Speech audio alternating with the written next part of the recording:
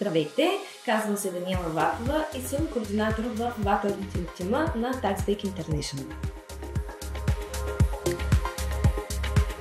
През септември 2015 година се присъединих към екипа на VAT Auditing Team и тогава взех позицията аудитор.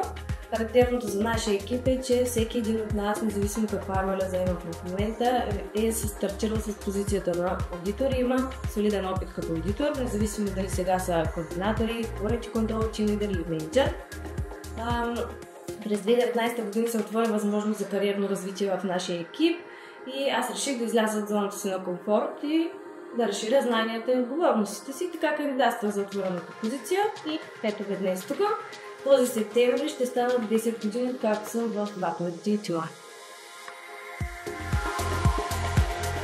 Координаторът е човека, който подготвя работата на колегите аудитори, т.е. вниква в даден проект и дава и подготвя инструкции на колегите от екипа преди да се започне работата. В процеса на работата, разбира се, оказва навременно съдействие, когато е необходимо и също така, когато един проект приключи, извършва цялостна проверка. Координаторът е човека, който знае в най-големи детайли в даден проект и се грижи всички изисквания на клиента да бъдат спазени.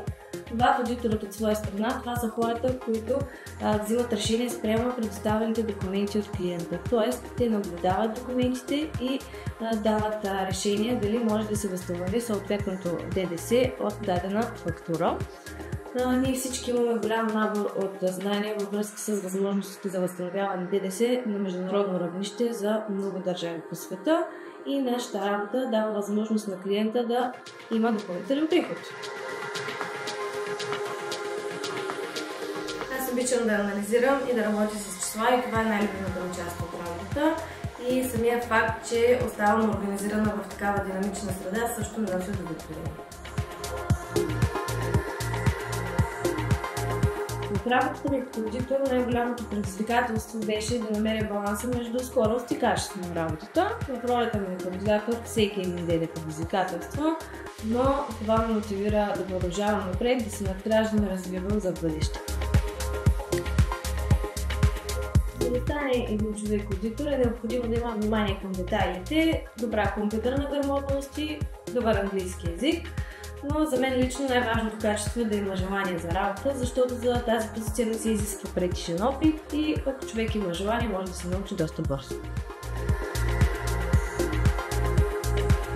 Моят съвет към хората е да бъдат позитивни, да се въоръжат с търпение, а ние ще ги подкрепяме през цялото време.